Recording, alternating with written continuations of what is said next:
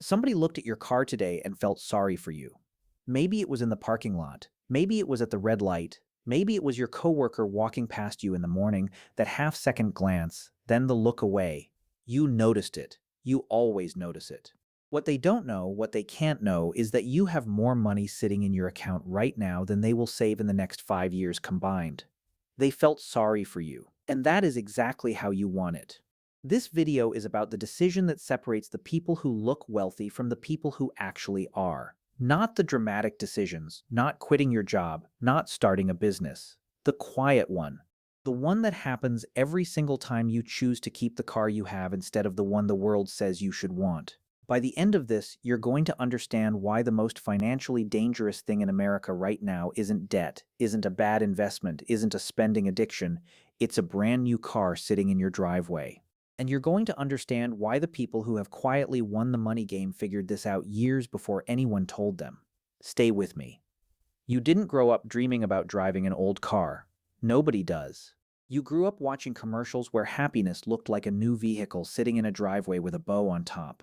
You watched movies where the successful person pulled up in something clean and powerful. You absorbed, quietly, over years and years, the idea that what you drive is a signal of how you're doing. And so when you started making real money, when you finally had income, when you got the raise, when things started to move, the first thought a lot of people have is, it's time to upgrade. It's time to get something that reflects where I am now. Here's the problem with that thinking. It's completely backwards. The car doesn't reflect where you are. It reflects where you want people to think you are. And those two things are not the same. One is real, the other is a performance. One compounds over time. The other costs you a fortune to maintain, and I'm not talking about oil changes. Think about someone you probably know, maybe a coworker, maybe a neighbor. Nice car, always a new car. They're always upgrading. And every time you look at their life more closely, something doesn't add up. They're stressed about money, they're not saving, they're working harder and still feeling behind. And you could never quite figure out why, because they look like they're doing fine. The car is the answer. They are paying to look wealthy, and the cost of looking wealthy is that you never actually become it. The people who figured this out, the ones who are quietly building real money while everyone else is broke and well-dressed, they made a decision that most people are too afraid to make. They decided to stop performing.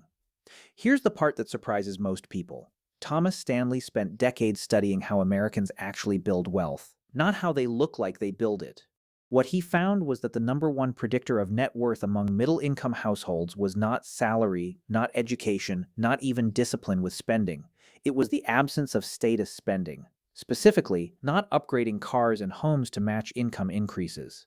The people who resisted that upgrade, who kept the old car when they could have justified a new one, were building wealth at a rate the people around them couldn't see and couldn't match. Not because they earned more, because they stopped performing. That is the foundation of what people call stealth wealth, and it starts with a car. Let's talk about the math. Because this is where it gets uncomfortable, and this is where everything finally clicks into place. The average new car in the United States right now costs just over $48,000. The average monthly payment on that car, financed over 60 months at current interest rates, is somewhere around $750 per month. That's $9,000 a year, just in payments. And then there's insurance. A new car costs significantly more to insure than an older one. Add another $200 a month on average for a newer vehicle versus what you're paying now. That's another $2,400 a year. Depreciation. A new car loses roughly 20% of its value the moment you drive it off the lot. On a $48,000 car, that's nearly $10,000 gone, not gradually, not over years, but in the first few days of ownership. In the first 12 months alone, your shiny new car costs you on average between $15,000 and $18,000 in total losses. Payments, insurance, depreciation, registration, that's money that leaves your life and never comes back. Now let's look at your side of the table. You are driving an older car, paid off. Your insurance is lower because the car's value is lower. Let's say you spend $4,000 or $5,000 a year on maintenance, registration, the occasional repair, and that's being generous. The difference between what you're spending and what the driver next to you is spending every single year is somewhere between $10,000 and $13,000. That is the gap. Hold on to that number, because here is the question that changes everything. What do you do with the gap? Because here's what people who are building real wealth do with it. They don't spend it. They don't upgrade their life to absorb it. They direct it into savings, into an emergency fund, into a high-yield savings account sitting quietly in the background, growing at 4 to 5% interest while they sleep. In month one, you redirect that gap. You put it somewhere it grows instead of somewhere it disappears. By the end of year one, you have $10,000 you wouldn't otherwise have. By year two, 20. But here's where it stops being simple addition and starts being something else entirely. $10,000 a year, compounding at 5% over 10 years, you are looking at over $125,000. Over 15 years, that number climbs past 200,000. And the driver at the red light, the one in the spotless new car, they are still making payments. Month after month, year after year, car after car, they are on their third or fourth loan by the time you've crossed 200,000 in the bank. You didn't get a raise. You didn't get lucky. You didn't sacrifice your lifestyle. You just kept the car. You directed the gap, and the gap did the work. That is how quiet wealth is built. Not with big moves, with boring, invisible, consistent ones. But this isn't only about money. And if you think it is, you are missing the most powerful part of this whole thing. There is a psychology to the car decision that goes much deeper than numbers. And the people who understand it are the ones who stop feeling embarrassed about what they drive and start feeling something that looks a lot like power. Here's what wealthy people understand that most people never figure out. Expensive things make you visible. And visibility has a cost that goes way beyond money. When you're driving a car that turns heads, you need to maintain that image. You need to park carefully. You're anxious when someone parks too close. You feel the pressure to look the part in other areas of your life too. The clothes, the restaurants, the vacations, because the car started a story and now you have to keep telling it. The car is not just a car. It's a commitment to a version of yourself that has to be funded every single month. Your old car has no story to maintain. You can park it anywhere. You can drive it through a quick car wash and call it clean. You can put a coffee stain on the seat and genuinely not care. Nobody is watching. Nobody is expecting anything. And in that invisibility, in that total freedom from the performance, something really important starts to happen. You start making decisions based on what you actually want instead of what you think you're supposed to want. You stop spending money to impress people you don't even like that much. You stop making financial decisions with your ego instead of your brain. You start asking a completely different question, not how does this look, but what does this actually do for my life? That shift, from performing wealth to building it, is the most important financial transition a person can make. And the old car sitting in your driveway right now, that is evidence that you've started making it. The person who keeps the old car isn't behind, they're ahead. They just don't look like it. And that is exactly the point. But here's what I want to show you next, because this is the part nobody talks about. It's not just what this decision does to your bank account, it's what it does to your entire life, the way you move through the world, the way you make decisions, the way other people experience you without ever knowing why. Because once you make this shift, something starts happening around you that you didn't expect. And most people who've made it say it changed everything. Now let's talk about what this actually looks like day to day. Because the unexpected thing, the thing most people don't see coming, is that the car decision doesn't just change your bank account. It changes what you want. And when what you want changes, everything else follows. You are at work. Someone mentions they just leased something new and asks what you're driving. You tell them. Maybe they raise an eyebrow. Maybe they give you a look. You notice the moment. You let it pass. Because you know something they don't.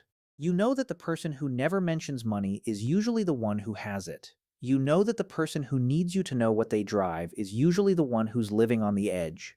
You know that real money doesn't announce itself, it compounds quietly in the background while everyone else is busy with the announcement. It's a Friday afternoon, you're at the grocery store, you're not counting every item, but you're not buying things just to fill a cart either. You grab what you need, you check out. The total is reasonable. You don't feel deprived, you feel like someone who is in control of where their money goes. You get home, you make dinner, you're not miserable. You're not white-knuckling through some painful financial diet. You're just living normally, calmly, while the number in your account keeps going up without you having to think about it. That is what people get wrong about this lifestyle. They picture it as sacrifice. They picture someone sitting in a dim apartment eating rice and refusing to enjoy anything. That is not what this looks like. Here is what it actually looks like. You take a trip once a year, a real one, because you save for it deliberately and it doesn't cost you a month of stress. You eat out when you want to, not every night out of convenience, but when it actually means something. You buy things that last instead of things that look good in the moment. And every single one of those choices feels different than it used to because you're making them from a place of strength, not a place of keeping up. Now here is the thing I want you to really hear because this is the shift that changes everything and almost nobody sees it coming. Your coworkers don't know what you have. Your neighbors don't know. The person at the red light definitely doesn't know. And slowly, quietly, you stop needing them to. That is the real transformation, not the bank account. The bank account is just the evidence.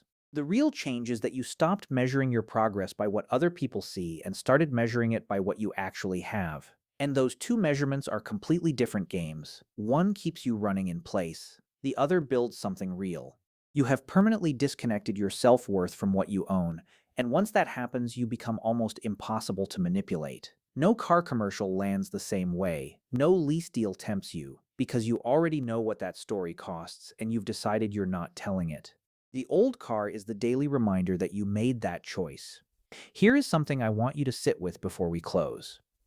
The discomfort you feel when someone judges your car, that feeling is not about the car. It's about the gap between who you are and who you think you're supposed to be by now. It's about a story you absorbed over years that success has a certain look, and that if you don't look like it, you must not be achieving it, but you are building something real. Something that most people your age are not building. You are choosing the actual future over the appearance of the future. And in an economy that is specifically designed to make you spend before you save, look good before you feel stable, perform before you build, that choice is not the easy one. It is the rare one. The wealthiest people in any room are almost never the ones who look it. They are the ones who have been quietly keeping score in a game that nobody else even knows is being played. They drive what they drive, they live where they live, they don't need you to see what they have, because they know. And every month, the number confirms it. You are going to keep driving that car. And one day, not dramatically, not in some big moment, but on some ordinary Tuesday morning, you are going to look at your account and realize something. You made it. Not because a big thing happened. Not because you got lucky or got a windfall or did something extraordinary. Because for years, quietly, while everyone around you was performing, you were building. The old car didn't hold you back. It was the decision, the one you made every single morning when you got in it and drove, that built everything. The person at the red light didn't know. Your coworkers don't know. Your neighbors don't know. But you know, and that has always been the whole point. Subscribe. The next video is about the moment your income goes up and every force around you tries to make sure none of it stays. That one is going to hit different. I'll see you there.